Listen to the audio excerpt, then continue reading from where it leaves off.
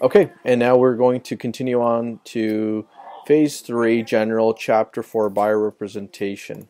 All right, and just kind of give me your questions along the way if you have any at all. Okay, so when we talk about Form 300, it's basically setting out the obligations and legal party towards what your authority is as a principal for the brokerage. So when you sign a BRA with a client, you're obligated to provide them with all of the information, updates, the code of ethics you have to practice all the time. That doesn't really ever change. You have a legal obligation, you have a legal relationship now. Okay, so you're basically in contract, and there's obligations of both parties. All right, so you're given authority based on behalf of the brokerage in this case. Now, the buyer's not obligated to sign the agreement, but if they want your services and they do agree to it, the BRA it's better for your protection, naturally. Okay, so the agency relationship created by express agreement, that's where basically an exclusive buyer representation that's signed or agreed upon, set out the duties of both parties, details of commission arrangements, and buyer responsibilities if the commission is not paid by the seller. So signing the BRA can be a little bit leery for buyers because then they also start to see the fine print of how much commission they could be on the hook for and how it's going to be settled if the seller says, well, I'm not paying it. Okay, because we get some very unique transactions. The first ones that you'll start doing will be really straightforward. But when you start doing deals with, say, like land or a piece of property that's vacant and never been used for anything, it's going to get a little bit more complicated. When someone's living there, it's a little bit more straightforward in most cases. So the key provisions here is property location. BRA is actually specified for an area. You can't sign a BRA that's like Canada-wide. That doesn't work like that. If you sign a BRA with me and I'll say, you know what, I'm looking for a house in Port Credit in Mississauga, that's pretty much what you're covered for in the BRA. If I decide to buy a house in Scarborough and you weren't the agent for that area, you're not protected in that agreement. Commission, it's payable either by the listing brokerage or by the buyer, one of the two. If the seller does not pay the commission, the buyer is still responsible for it. That's why you're signing a BRA essentially, because in this case we're trying to imagine that you're not working with the seller and you're only working with the buyer. So in this textbook scenario, you would only look to the buyer for responsibility for commission if the seller's not paying. So representation, it sets out the disclosures and other requirements. You can have a multiple representation. It can still occur in a property because you could have been working with two buyers. They wanted the same area, same house. It can still happen. You just have to do a disclosure to both of them so that they know what they're up against. Indemnification is a disclaimer. A broker is not responsible for environmental conditions or hazards or anything that ever happens to the property due to natural reasons. Consumer report, you are allowed to ask for a credit report, view the credit report, and work with the credit report for that client. So you don't have a limitation because you have the BRA in place signed. So otherwise, you would not be able to say, give me your credit report.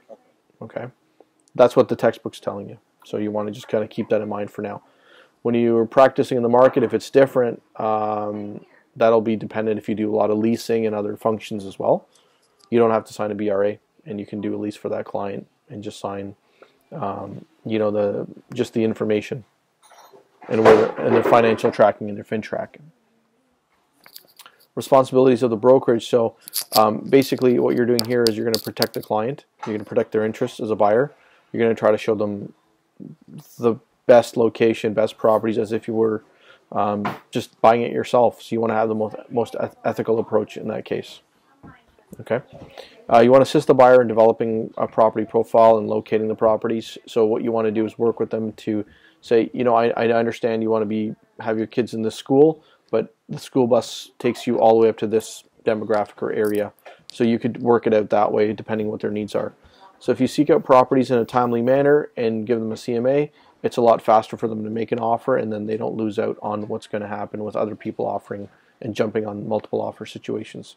So the faster they can react, it's always best. You want to determine and disclose all the facts. So if you know that one house had a environmental leak or problem from a neighboring property due to another issue, if you know about it, you want to just disclose it to them up front so that they know, so you don't have to waste each other's time on that, right? You're obviously negotiating to the lowest price possible, so you're working on it just like as if you're buying it for yourself. Same kind of attitude. You're working with, you're going to help the buyer and assist them with all the mortgage brokers, inspectors, and lawyers so that everything happens on a fast and timely fashion there. And of course, if it's a RICO rule, in terms of recommendation, you'd recommend them 3 options, and then they can always pick one. So the minimum content of the agreement is, first of all, it's in writing. It's got to be delivered immediately upon signing it. It has an effective date and an expiry date. It's going to also talk about total commission that's being paid, the services that you're providing. So it might be limited in certain cases. You could sign a BRA and have a referral agreement. So you could let them know that they're only responsible for 1/4 of the commission to you, because you're actually not even going to be acting as an agent with them. Yep. So you could refer it out to them under a BRA too, to another company. If the agreement's over 6 months, same deal on the listing. There's a little consent area on the front page that you've got to sign off on. Okay. So we've already talked about the commission. We understand that buyer can be liable for it. Yep. So the other obligations that the buyer has is, other than to pay the commission, is also pay the damages if it's the buyer's default. He's defaulting on closing the deal. Yeah. So there could be other surcharges that he would be responsible to. The brokerage has a right to apply the first deposit as the commission from the buyer. Okay. Buyer pays a deficiency in commission, which would be the balance. He also has to pay the HST on the commission, because we collect HST if it's a service. So HST is payable.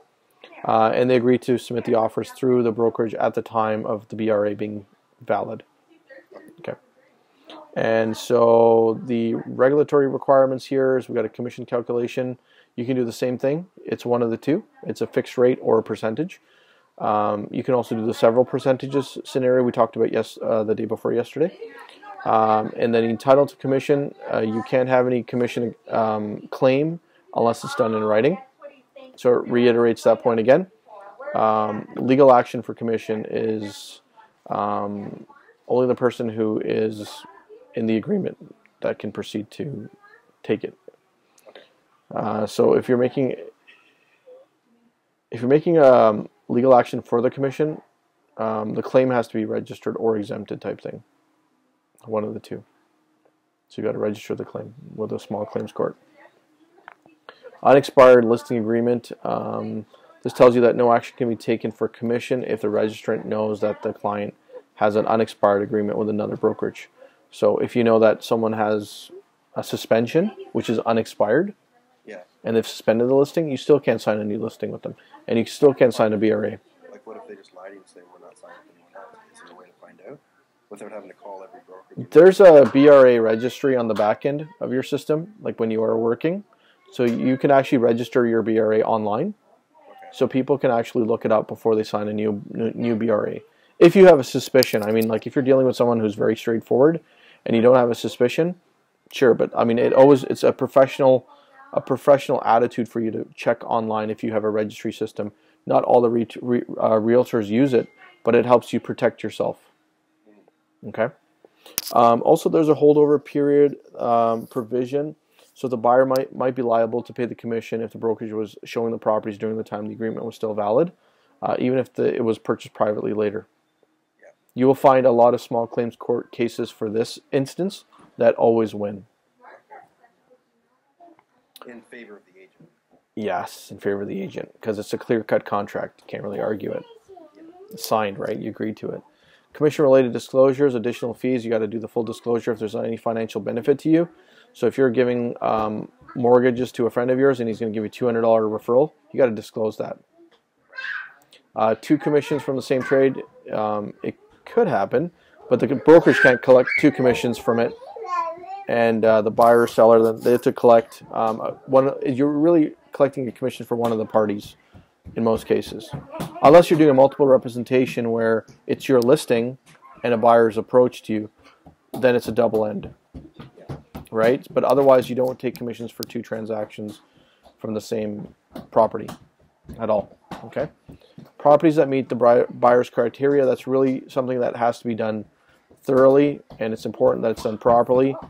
Because they're looking for, if they're gonna fight a claim, for example, for commission, saying that you didn't help them or you didn't show them other properties, that could be something that would backfire on that commission claim, for example. Okay. Fiduciary duties, you have to do what you say you're going to do. You do. You got to do it pretty thoroughly. So that's going to wrap up chapter 4. I'm going to end this video now, and then we'll continue on to chapter 5.